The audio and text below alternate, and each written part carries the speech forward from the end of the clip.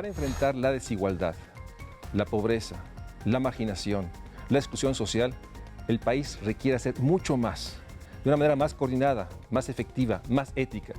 Pero también se requiere mayor participación ciudadana para exigir que se cumpla nuestro marco normativo, para vigilar y para poder poner la agenda de la urgencia social.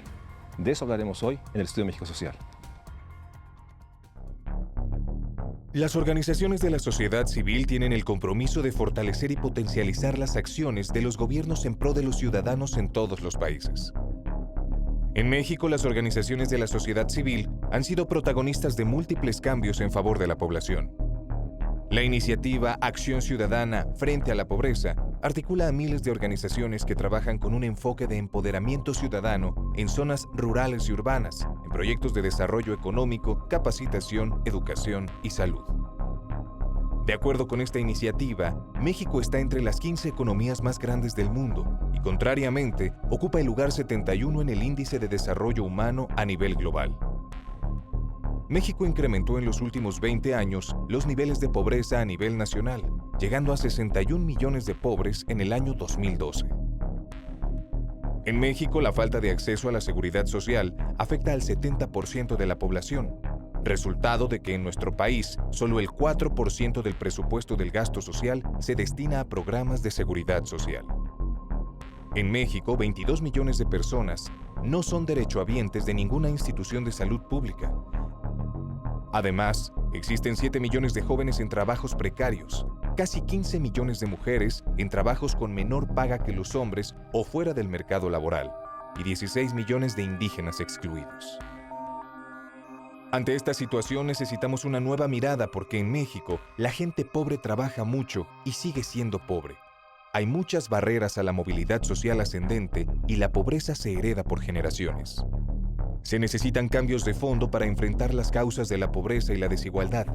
Hay prácticas privadas que generan pobreza y exclusión, como los modelos de negocios que pretenden apropiarse de riquezas naturales de pueblos y comunidades indígenas, la cultura de la ostentación y el consumo desenfrenado, e incluso la permanencia de acciones asistencialistas o sin impacto desde organizaciones civiles. Por casi 4 años, México Social ha insistido que los problemas, los retos de la cuestión social en nuestro país, desigualdad, pobreza, exclusión, marginación, requiere una acción mucho más afirmativa, mucho más acelerada, integral, coordinada del gobierno federal. Pero también hemos dicho que esto solo se podrá lograr si hay mayor participación ciudadana, mayor acción ciudadana, para poder realmente ser un elemento que exige, que es contrapeso, que evalúa, que participa.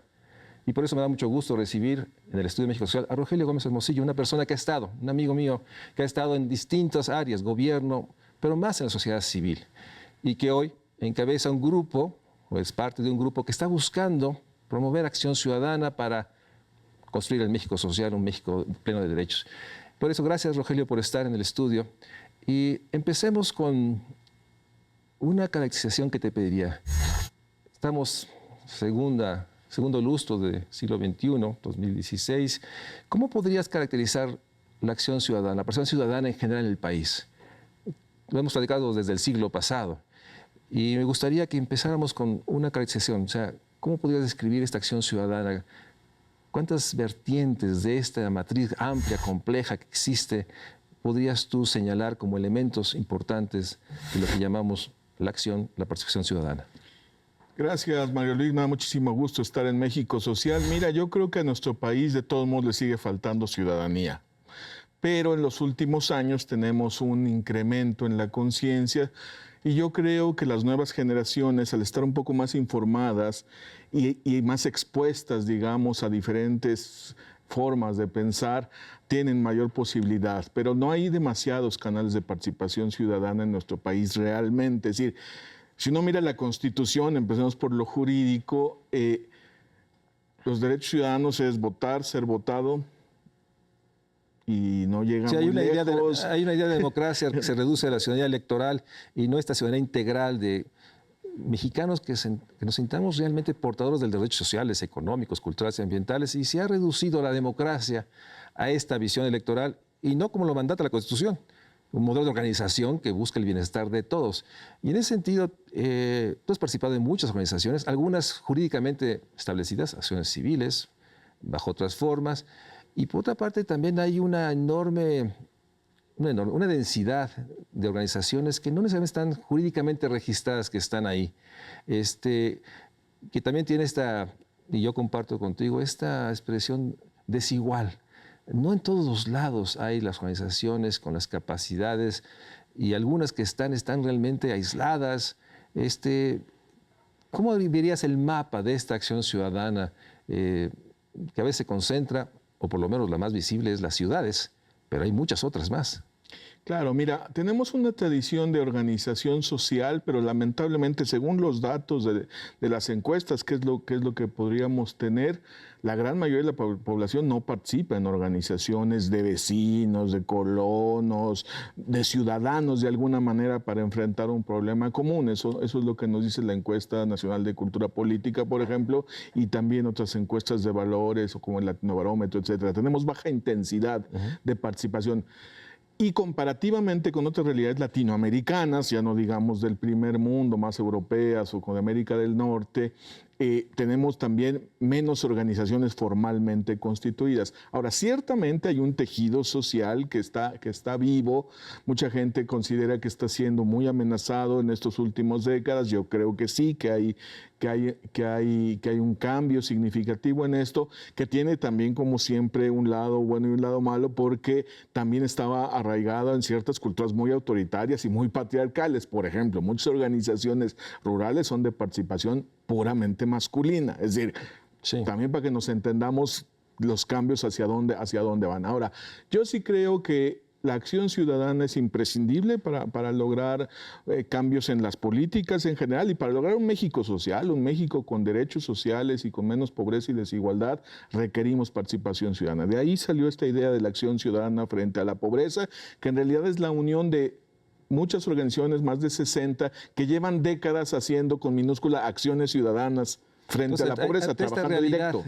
De que requerimos más acción ciudadana, más participación. Esta realidad de que todos los datos, el informe país del INE, por ejemplo, nos muestra esta enorme desconfianza que tenemos al vecino, al otro, y que tiene que ver con este proceso brutal de desigualdad, de marginación, de exclusión, de una sensación de inseguridades que ha roto tejidos sociales y que llevó a que 60 organizaciones, ahorita nos platicas, decidieran agruparse para potenciar sus acciones. Pero antes de entrar a esa parte, quisiera ¿cómo podríamos escribir? Porque el gobierno, los gobiernos, por distintas razones, promueven también sus propias organizaciones. Los comités que están en Hoy Prospera, en otros programas, son organizaciones también sociales que a veces es condición para poder recibir un beneficio. Esa es otra dimensión de la organización. Me gustaría que nos hicieras una reflexión sobre esa parte. Los gobiernos, más allá de filiación partidista, más allá de cambio, digamos, de una visión muy autoritaria que después estaba asociada al priismo del siglo XX y que hoy parece que se expande por todas partes, ya no es privativa de un partido. Esta organización asociada a programas, ¿cómo la describirías? ¿Cómo se vincula a los otros? Sí, mira, es muy importante esto, porque hay una visión de la participación ciudadana muy instrumental, que participen quienes van a participar en un programa social, a veces de manera como muy instrumental, por ejemplo, como mano de obra, lo cual, digamos, hay gente que dice, bueno, es que eso recupera la tradición del tequio. Bueno, sí, nada más que el tequio era un acto voluntario comunitario, no una obligación impuesta por un programa social para recibir un beneficio para arreglar la cancha de básquet o la plaza pública, digamos, o el parque. O sea, es muy importante que participemos en obras de beneficio colectivo y está bien que el gobierno lo fomente, pero colocarlo, digamos, con obligación y encuadrarlo en reglas muy rígidas y a veces requisitos burocráticos mata, digamos, la real participación ciudadana. Entonces ahí hay un nivel que yo llamaría muy instrumental, muy vertical, muy asimétrico. Y cuando ahí quieres poner, por ejemplo, temas tipo la Contraloría Social, es decir, la acción ciudadana que debe vigilar que los presupuestos se cumplan, que las normas se cumplan, que se apliquen correctamente, bueno, ya es como el colmo, porque el mismo que va a ser vigilado es el que... Si hay una tensión ahí entre... información, entonces ahí está muy problemático. En muchas comunidades muy marginadas, se me vino la imagen de los comedores, que la cruzada, entonces ves a las mujeres organizadas, con la responsabilidad de levantarse muy temprano, hacer los alimentos, etcétera. Y sin duda puede ser muy voluntaria porque, bueno, son sus hijos, son sus familias, pero por otra parte también está esta, pues yo diría que a veces ni siquiera es una opción. O sea, están, de alguna manera, son obligadas, porque es la única manera de tener acceso a alimentos, obligadas. Entonces hay una parte entre digamos, hay una discusión entre la organización promovida desde el gobierno o la organización que se promueve desde las bases, las comunidades, las familias, y ahí no necesariamente el punto está muy claramente limitado, y eso genera también pues esta realidad de una organización instrumental y que diluye también la participación que más exige, ¿no? Que más cuestiona, que más critica, que pues se diluye, y en ese sentido creo que la tensión está. Claro. Sí, y si le pones la contraparte, tienes también una cultura de la demanda crítica, de la exigencia con otra consideración de me toca porque me toca y si no te hago un escándalo, te hago un plantón, te hago un bloqueo, que ciertamente tiene mucho que ver con cierta forma de liderazgos políticos que ya saben cómo generar clientelas para esta cosa. Entonces, hay como dos polos, una muy instrumental, vertical, funcional, casi de requisito burocrático, déjame decirlo así, para que nos entendamos, y que su contrapartida, que también es muy negativa, que inhibe también la participación real de la ciudadanía, son estos liderazgos que en realidad negocian en nombre de, pero que les sirven a los acarreos y todo, no solo en cuestiones electorales, sino en cuestiones de presión política, tipo chantaje, tipo bloqueos, tipo etcétera, etcétera, y que también lamentablemente estamos muy acostumbrados a ellos y a veces son eficaces. Ese es el problema. O sea, hay autoridades que ceden más ante una presión de ese tipo que ante un principio de derechos o de enfoque de política más serio. Digamos que esos son los extremos de los que nos queremos alejar. Ahí tendríamos que encontrar dónde está la forma en un océano autónoma. En el cual, yo creo que esa es la parte más dura. Nos falta una ciudadanía integral, nos falta una participación más activa en todos los frentes, enfrentar esta fragmentación, polarización. Y en ese océano están estos dos polos que se están viendo, visibilizando, y de ahí la relevancia de iniciativas como las que están haciendo estas organizaciones, que hablaremos ahorita de ellas regresando del corte. El siguiente mapa muestra el cambio en el número de personas con ingreso inferior a la línea de bienestar mínimo de 2008 a 2014. El número de personas y porcentaje de población en extrema pobreza por ingresos en 2008 era de casi 18.700.000 personas, lo que equivalía al 17% de la población de 2008. En 2012, sumaban poco más de 23,5 millones de personas, lo que equivalía al 20% de la población viviendo en extrema pobreza. Y para 2014, el número ascendió a más de 24,600,000 personas, es decir, 21% de la población, casi 6 millones más que en 2008 y 1.1 millones que en 2012.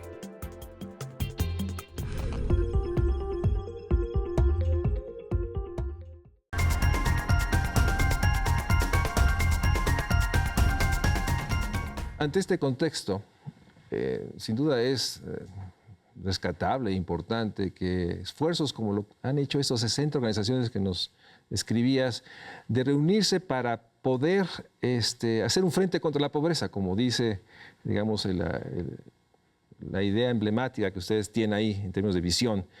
Platícanos, ¿cómo surge? ¿Cuándo surge? ¿Quiénes son esas 60 organizaciones? ¿Dónde está la presencia? ¿Es nacional? ¿Es territorial? En fin, ¿cómo construyen este frente? ¿Cómo se agrupan? ¿Cuál ha sido el proceso en este año? Pues realmente es un frente muy reciente, nuevo. Entonces, la construcción, ¿cómo fue? Mira, es un esfuerzo articulado, quisimos que fuera un esfuerzo plural, mucha gente que veníamos encontrándonos en diferentes ambientes y que también veíamos cómo avanzaba, por ejemplo, la agenda de educación o, por ejemplo, la agenda de los temas más específicos de seguridad y justicia con todos los retrasos que tiene. La sociedad civil tiene una presencia muy activa ahí, la ciudadanía. Y el tema de pobreza y desigualdad estaba como relegado y ciertamente se siente como muy sobado. Es un tema, es una palabra que se usa mucho en el discurso político, pero cuando ya te metes a decir, bueno, pero ¿qué acciones? ¿Cómo se hace? te encuentras que no hay demasiado. Entonces de ahí viene esa idea. Son organizaciones de la sociedad civil, la mayoría llevan décadas trabajando directamente o de diferentes maneras con niños rurales, urbanas, en el campo económico, varias de la economía social, las cooperativas que me gustaría comentar, la gente que produce, también muchas que trabajan en aspectos de derechos sociales, salud, educación, empoderamiento de las mujeres, y algunas que se dedican más a temas de transparencia, rendición de cuentas, datos, evaluación, ¿no? Más tipo de evaluaciones, de estudios que han ayudado mucho porque han colocado y han mejorado con esta sociedad del conocimiento y las nuevas formas, digamos, de acceso a información, pues da mucha idea para dar voz a la ciudadanía. Entonces, es muy plural, no solo, digamos, de posiciones frente al tema, sino también de experiencias, ¿no? Desde los que están ahí en el campo con los indígenas de Nococingo, como Ishimo, como el Patronato Promazagua, en la zona de acá del Estado de México, en diferentes centros del país, hasta México Evalúa, GESOC, el Centro de Estudios Espinosa Iglesias, que tienen libros, estudios, análisis y que han sido muy proactivos en presentar esta información. Entonces, de ahí viene la idea de poner el tema en la agenda pública bajo un principio. México no tiene política de Estado frente a la pobreza y la desigualdad. Podemos tener programas, podemos tener, pero no tenemos. Lo que tenemos no tiene enfoque completo, se le achaca al sector social lo que corresponde al sector económico, no, porque lo social no es importante. Sí, de que realmente no existe, puede haber un discurso de derechos, incluso ciertas mediciones bajo un enfoque de derechos, como dice el Conrad, pero en términos prácticos, la política, los programas, son programas que siguen siendo de la inercia de entregar bienes, servicios, condicionado o no, entonces parten de un diagnóstico y estas 60 organizaciones tienen experiencias, presencias diferentes y se reúnen en un frente. Sí, acción ciudadana frente a la pobreza. Jugamos un poco con la palabra frente a la pobreza y la idea de que somos ciertamente un frente plural en muchos sentidos, diverso en experiencia, diverso en geografía y organizaciones en Sonora, en Baja California, en Nuevo León, en el norte, pues, en Chihuahua, Ciudad Juárez y por supuesto en Chiapas, Oaxaca, Veracruz, Morelos, 60... en fin, algunas con presencia nacional, ¿no? Que Así tienen es. Varias. Pero bueno, sí, te pregunto, no está limitado a 60, puede otras organizaciones seguir sumándose, o sea, sí hay un esfuerzo de articular a otras, pero me quedo con la idea, yo que conozco varias, son 60 muy representativas, con una historia personal de esfuerzo, de lucha, de diagnóstico, de gestión, y se agrupan y deciden hace un año presentarse como un frente ante, digamos, el gobierno federal, ante los gobiernos, ante sectores empresariales, o sea, frente a, me gustaría que nos llevaras. Sí, fíjate, yo creo que primero nos presentamos frente a la sociedad, es como un llamado. De hecho, decimos un camino de incidencia, es un llamado a actuar. Ciertamente estamos tratando de promover y proponer, es una organización muy propositiva, políticas públicas y cambios en las políticas. Pero primero que queremos hablarles a la sociedad, a los grupos empresariales, académicos, a la gente, para decirle, a ver, México es una economía media, la 12 economía en tamaño del mundo, entre las 15 más grandes siempre hemos estado, por población y por lo que sea, pero ya que nos ponemos con cualquier otra medición, por ejemplo, el índice de desarrollo humano que solo mide expectativa de vida y matrícula escolar y ingreso por persona, y ¡pum!, nos bajamos al 70 y tantos, ¿no? O la mitad de su población está en pobreza. Entonces, no se corresponde la realidad económica y los avances logrados en los últimos años en algunos aspectos, por ejemplo, de estabilidad económica, con la inclusión social, lo que tú has venido insistiendo en este programa desde que se creó. No se corresponde la riqueza que se genera con el muy precario bienestar de las mayorías. Porque este país, pese a lo que se diga, 2%, 2.1, 2.5 de las últimas décadas, ha generado una gran riqueza, pero esta no se ve. Pero por otra parte, esa riqueza se ha concentrado, como se ha documentado, y ha generado exclusión. Entonces, bueno, el frente a la sociedad es un llamado a la participación, a la organización. O sea, es un tema mayor, complejo. Tú has estado muchos años, décadas, en esto de promover organización. Y se dice fácil, pero los cómo se vuelve muy complicado. ¿Cómo? Déjame irme a un caso. ¿Cómo un joven universitario de la UNAM, obviamente, nos ve y dice, me interesa hacer algo más. Hay una ruta, hay una manera, hay un método, porque finalmente estos llamados, a veces yo lo veo con mis alumnos de la Facultad de Ciencias Políticas, dicen, bueno, queremos participar y no encuentran, o tenemos ganas de asistir. ¿Hay algunas, digamos, acciones específicas en este frente de la sociedad o es un llamado, digamos, mayor, pero importante, pero falta instrumentar? Mira, estamos construyendo los instrumentos, tengo que ser realista. A uno de mis excompañeros de la Facultad de Ciencias Políticas, porque yo estuve ahí hace muchas décadas, sí. Yo le diría, lo primero es estar conectados, estar vinculados y recibir la información. Y luego lo que hemos estado haciendo es promover acciones específicas frente a momentos clave. Por ejemplo, en el tema de la salud promovimos un ejercicio de observación de establecimiento de salud, porque en este tema del piso de derechos sociales, bueno, entonces no hablamos de la agenda, pero para poner el ejemplo, ir a aplicar una tarjeta de medición ciudadana, que es una metodología internacional, los Citizen Scorecards, ¿no? Con indicadores muy sencillos de acceso efectivo, te atienden, no te atienden, te dieron los medicamentos, no te dieron medicamentos, tenías que hacerte un estudio y te lo hicieron, sí o no, has tenido que pagar por fuera servicios que te tenían que haber dado. 12, 14 preguntas, con el que nos permitió hacer, en esto participaron 700 personas voluntarias, muchas de ellas de las organizaciones, pero de diferentes, las 20 y tantas organizaciones que participaron, no todas están en las 60, porque es un llamado abierto a participar, y sale el reporte que ahora nos sirve para estar diciendo, a ver, señores, ¿cómo hacemos para arreglar el acceso efectivo? Dijimos que íbamos a lograr cobertura universal en 2010 y estamos en 2016 y nadie dice nada de que no tenemos ni cobertura universal ni mucho menos acceso efectivo. Entonces, bueno, hay un espacio para que a través de esta acción ciudadana, jóvenes, profesionistas puedan participar en esta construcción, digamos, de diagnósticos. Entonces, en ese sentido, y regresemos ya, ante esta enorme potencia de construcción, han establecido una agenda. Esta agenda, ya nos introduciste en salud, pero dime, la agenda que han ahorita cruzado en estos meses, ¿cómo está? ¿Cuáles son los temas? Y ahorita entramos a cada uno de ellos. Mira, 3 temas en general y luego sus específicos. Necesitamos una economía incluyente, esa es la base. El tema son los ingresos, el tema es la desigualdad económica, y sobre todo hay un déficit de atención sobre lo económico, se quiere que lo social resuelva lo económico, no se va a poder. Sí. Lo social es importantísimo y mira, a quién se lo vengo a decir, pero primero hay que resolver también la economía. Entonces, ahí tenemos un énfasis economía incluyente. 2, piso de derechos sociales, o sea, construir un sistema real, universal, que nos dé derechos sociales, porque sí podemos, y ahí empezamos por el acceso a la salud.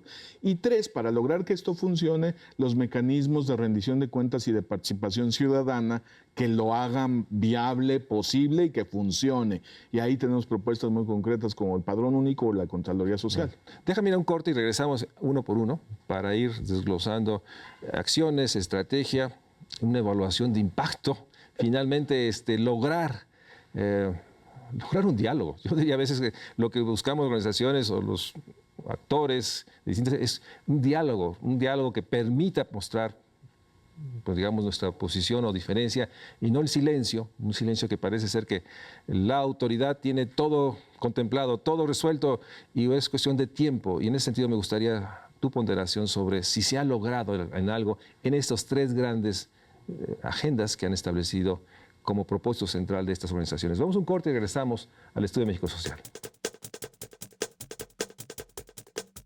El siguiente mapa muestra el cambio en el número de personas con carencia por acceso a servicios de salud de 2008 a 2014. El número de personas y porcentaje de población con carencia por acceso a los servicios de salud en 2008 era de casi 42.900.000 personas, lo que equivalía al 38% de la población de 2008. En 2012 descendió a 25.300.000 personas, lo que equivalía al 22% de la población. Y para el 2014, el número se redujo a 21.800.000 personas, es decir, 18% de la población. 21.1 millones de personas menos que en 2008 y 3.5 millones menos que en 2012.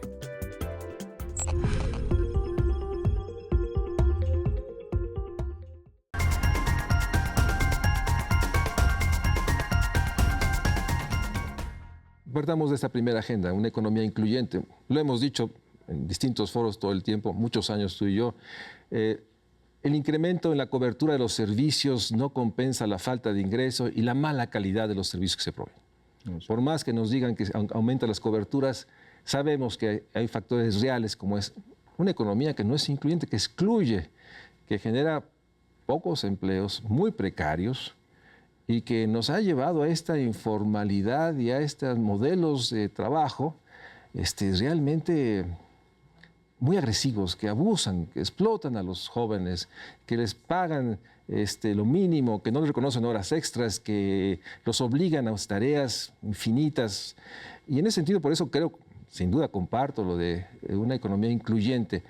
Ahí, ¿cómo han abordado? ¿Cuáles han sido las estrategias, las acciones, los impactos? O sea, en este punto, ¿cuál ha sido la agenda?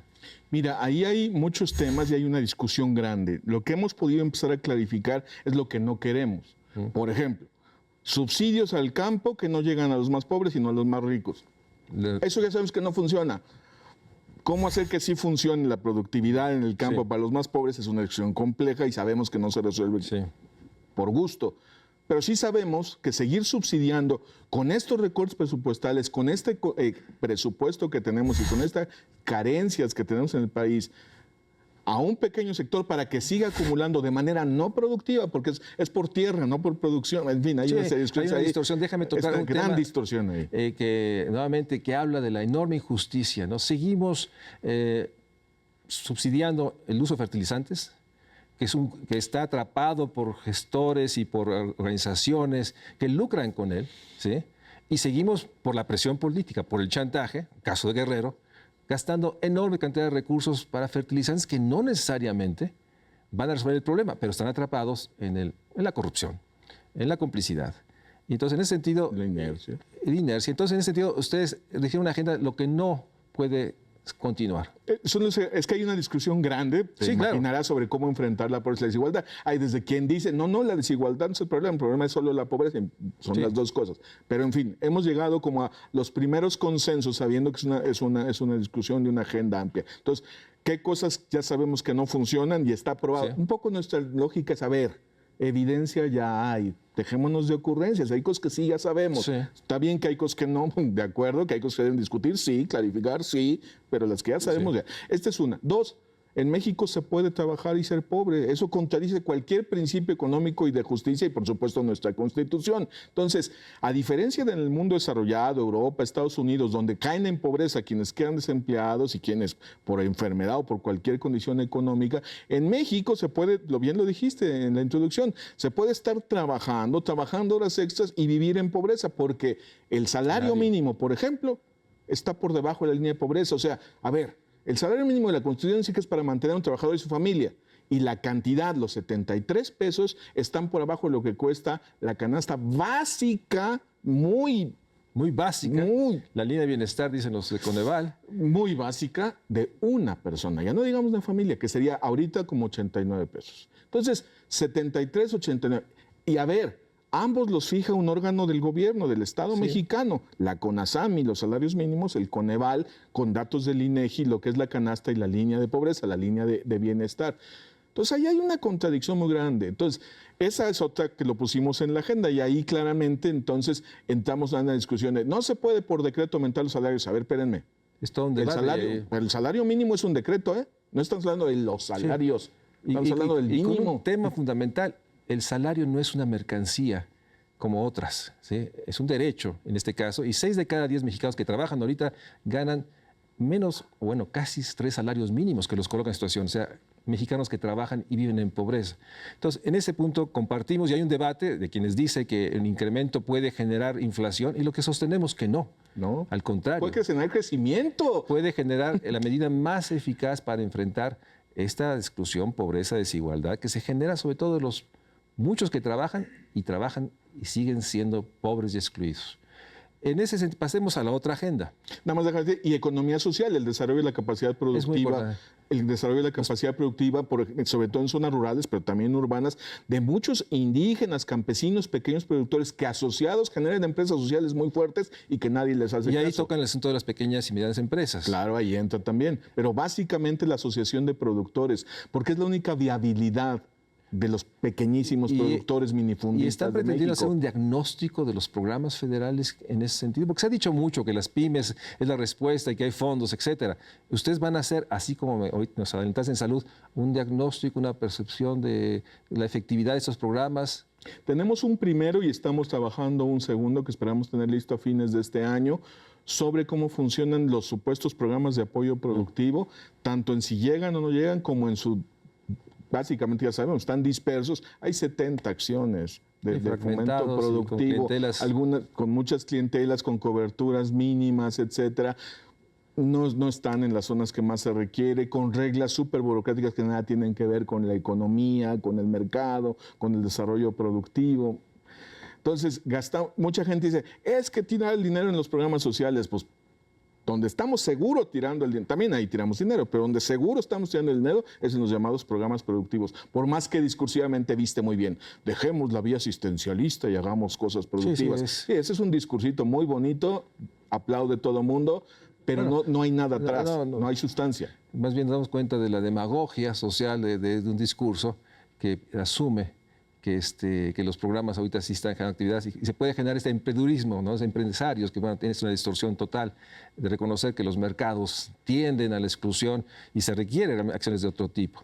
El otro frente.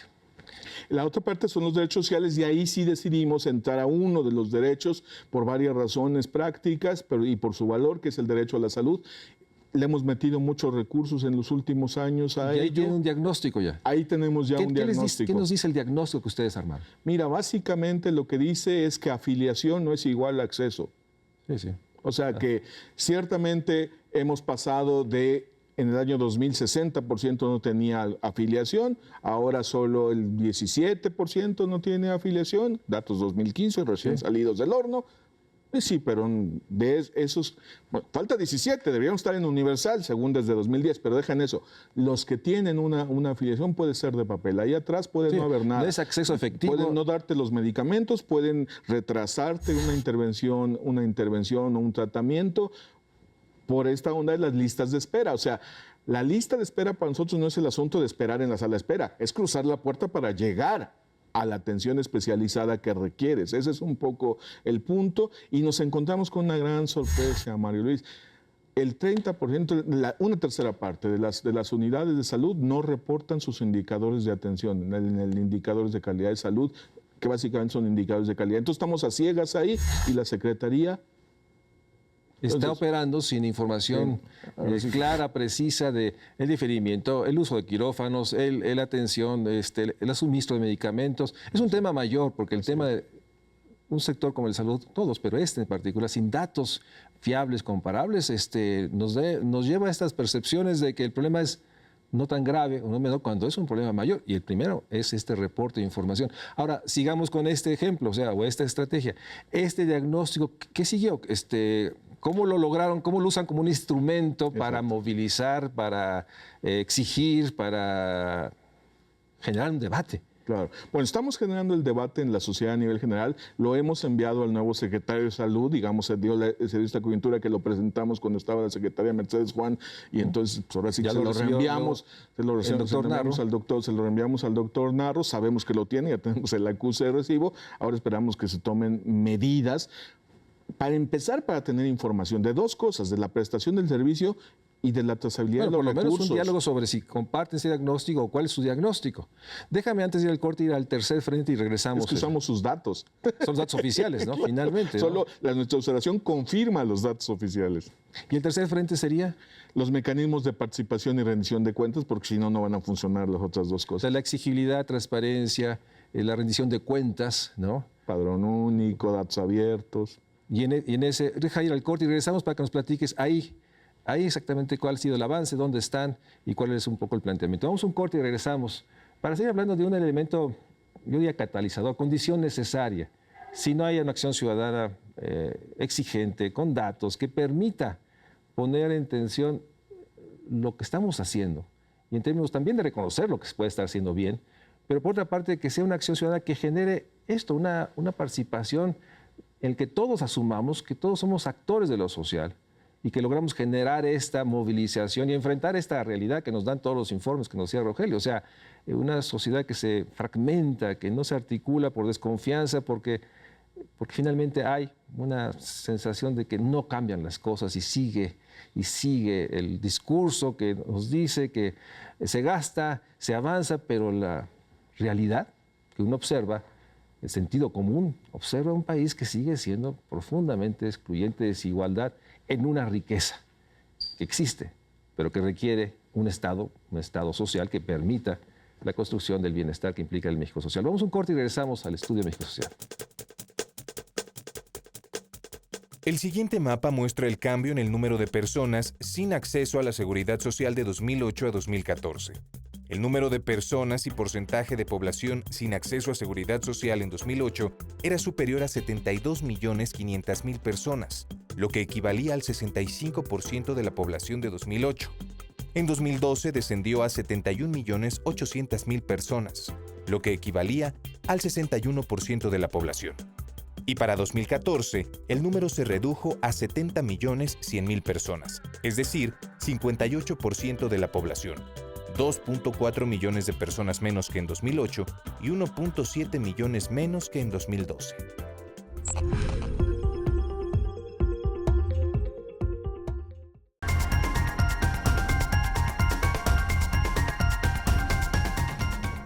Nos quedamos en el tercer frente, participación ciudadana y rendición de cuentas. Ahí, ¿qué han hecho? ¿Cómo están planteando esta agenda? Mira, ahí es donde pensamos que se puede avanzar más rápido porque hay incluso cuestiones en la ley como el padrón único de beneficiarios que mucha gente piensa es para evitar duplicidades. No, señores, para encontrar a los que tenemos que encontrar y garantizar que tengan acceso a lo que requieren. Y sí, también te pueden evitar duplicidades y se puede evitar clientelismo político, pero el principal aporte de un padrón único en los países que lo tienen es garantizarle a la gente que lo requiere la atención, los servicios, la afiliación, los apoyos. Decimos, México presidió la Alianza por el Gobierno Abierto, pues que pongan la información en datos abiertos. O sea, esto que vimos, por ejemplo, de la Secretaría de Salud, de que no está la información, luego pedimos las bases de datos y no usan la clave de los establecimientos de salud, de la propia Secretaría de Salud, en su propio sistema de información de salud. Sigue viendo una enorme opacidad. Un desorden que permite mucho beneficio de la duda. No hay una intención, digamos, perversa pero simplemente no es posible que no tengan esos datos y que podamos tener toda la población, simplemente los datos de cómo opera el centro de salud que me corresponde. O sea, saber si realmente ahí está el equipo médico necesario, la calidad de los servicios, están operando todos los laboratorios. O sea, informaciones básicas para la población. No solo es el tema, digamos, de la eficiencia, es que la población sepa que ese centro de salud tiene, digamos, los equipos mínimos necesarios, ¿no? Entonces, todavía eso no está y eso están planteando ahí. Claro. Y ahí la trazabilidad, por ejemplo, de todas las transferencias federales, por ejemplo, para la salud. O sea, se mandan 6,000 millones a Guerrero, nada más del presupuesto federal. ¿Dónde están? O sea, ¿en qué medicamentos, plazas médicas? Eso no está todavía. No tenemos trazabilidad de los recursos, tal como lo dijiste. Y ahora que se está por hacer la ley del Sistema Nacional Anticorrupción, pensamos que es un buen momento para fortalecer una auténtica Contraloría Social, lo que platicábamos al inicio del programa. O sea, ¿por qué? Porque el Sistema Nacional Anticorrupción prevé ya en la Constitución que hay una instancia ciudadana al nivel más alto del sistema. 5 o 6, no me acuerdo. Ciudadanos de alto prestigio en este formato, ¿no? De los organismos autónomos que nos han dado resultados, yo creo que positivos, aunque no los que esperábamos siempre. Pues ahí hay que conectar la Contraloría Social, o sea, que en lugar que sean solo figuras expertas, ilustres, con muchas ideas, también sean la voz de todas las personas que en los centros de salud, que en los comités del Prospera, que en las obras de construcción de los caminos, las obras, reciban la información a través de las nuevas tecnologías, que sería muy sencillo, o sea, no se trata de que les cuenten y que vayan a visitarlos. No, señor, pues con tableritos de información pueden estar darle voz a la gente en la Contraloría Social. A la Secretaría de Salud, su diagnóstico, planteamientos. Han mandado una propuesta, me imagino, al Congreso, a las comisiones, para que se revise la Ley General de Salud, el nuevo sistema de corrupción, se revise la Ley General de Desarrollo Social. O sea, me imagino que ustedes ahí Sí. tienen planteamientos jurídicos y Sí, están claro. enviándolos. Claro, los mandamos ahora, por ejemplo, le mandamos a la Cámara y al secretario Videgaray cuando anunció esto del presupuesto base cero y se conocieron los nuevos datos de pobreza, las redacciones para el decreto de presupuesto que se podían haber incluido y luego las enviamos al Congreso y ahora en esta discusión del Sistema Nacional Anticorrupción, esta redacción que le da las atribuciones a este comité ciudadano que va a tener el Sistema Nacional Anticorrupción de que sea totalmente la responsable de la Contraloría Social. Necesitamos sacarlo de las instancias burocráticas que por buena o mala intención, o sea, no es un tema de intenciones o de ser buena gente. De hecho, uno ve el diseño, por ejemplo, del aval ciudadano, el secretario de Salud, y dice, wow, aquí alguien sabía lo que hacía. Sí, pues, pero institucionalmente no corre, pues si no conecta, No claro. conecta, Claro, las redes de no tienen comunicación. no tienen cómo conectar, pues dependes de una dirección que tiene que ver con la prestación y además pues no se van a pelear entre ellos. Y no es evidente. conecta finalmente al servicio específico. Nuevamente 2016 nos plantea retos de oportunidades. Retos, 12 entidades que tienen elecciones y nuevamente cortes de caja y tratar de que las nuevas autoridades recojan, reconozcan, asuman que no tenemos el México social que necesitamos. Después tenemos nuevamente agosto, septiembre, 2017, el presupuesto. Un presupuesto que nos han dicho que no hay recursos y que por lo tanto, un tema que podemos poner en discusión y tensión, realmente no hay recursos. Primero, pero entremos digamos, en estos minutos que nos quedan del programa.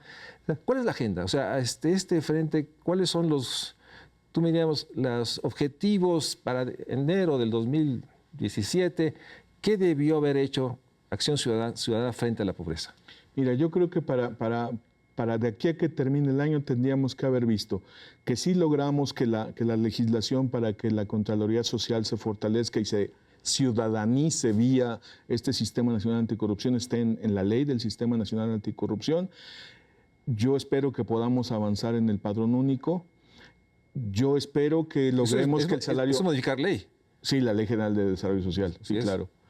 Yo espero que la CONASAMI cumpla con la Constitución y el salario mínimo esté por lo menos arriba de la línea de pobreza para una persona, ya no para una familia, porque sí necesita ser gradual, eso sí lo entiendo perfecto, no somos tontitos. El asunto es que no violen la Constitución tan flagrantemente, entonces tiene que estar por arriba de lo que cueste la canasta de salud, digamos, para fin de año va a ser como 90 pesos. Sí. Entonces...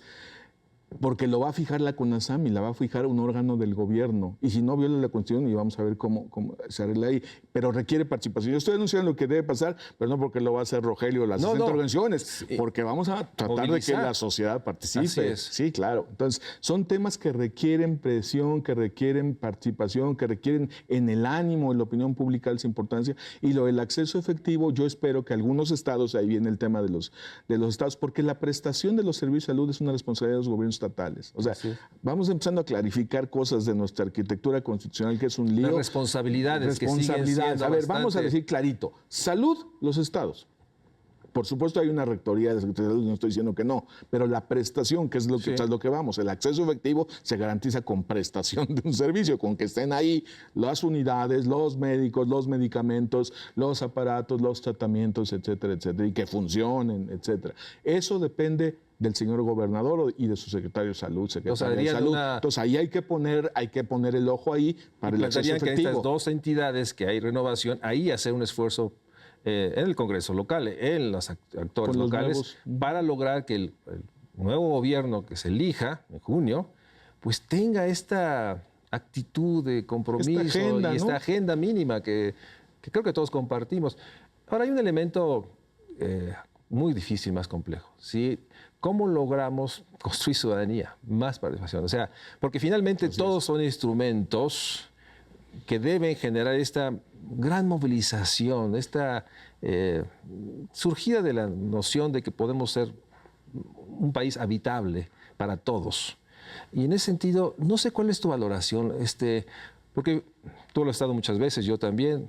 Nos reunimos en la primera reunión las organizaciones, las agendas de cada uno nos rebasan y bueno, ya no vamos a la siguiente reunión, mandamos un representante, nos enteramos ahora por correo de internet y mantener este grupo nuclear es un reto, pero expandirlo, ver si estamos realmente, eso es otra estrategia. Y ahí, ¿cómo lo están enfrentando este enorme desafío?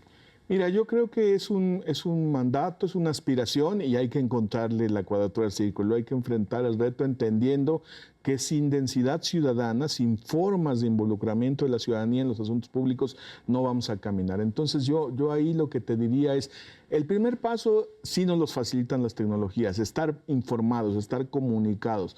Digamos, cuando venga esta discusión del salario mínimo, cuando venga la discusión del presupuesto, en los estados donde va a haber elecciones, cuando ya esté el gobierno en la etapa de transición definiendo sus prioridades, etcétera, para colocarle la salud, para colocarle el tema de la economía incluyente como temas prioritarios. ¿Quién va a hacer eso? Pues la ciudadanía. Es decir, las organizaciones que estén ahí movilizando a la ciudadanía, porque al final las organizaciones son un canal, son como la plataforma, son la manera de, quizá el megáfono, pero la voz tiene que ser una voz pero ciudadana. Cuando dices ciudadanía, es muy amplio. O sea, déjame ahorita, le digo, bueno, la ciudadanía, las universidades públicas, a los jóvenes, los maestros. Los y las jóvenes. Yo tengo mucha esperanza, digamos, y lo veo todo el tiempo. Ahorita que estamos promoviendo esto de la iniciativa ciudadana legislativa para tener una ley de responsabilidades administrativas, la llamada ley 3 de 3, pero que en el fondo es todo un sistema para enfrentar y darle una vuelta a la historia de corrupción que, como bien dijiste también en algún momento, ya no tiene nada que ver con un partido,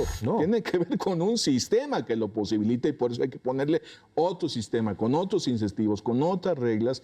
Eso es la ley que estamos promoviendo. Quienes más participan, quienes más te firman, pero por mucho, son los jóvenes, son las personas jóvenes. O sea, es una maravilla, la verdad, y es una tristeza, digamos, que nuestra generación todavía está con estas cosas de y le doy mi credencial y ¿qué va a pasar? Sí, en ese sentido yo creo que pues va a pasar que nos vamos a quedar con la corrupción si no actuamos.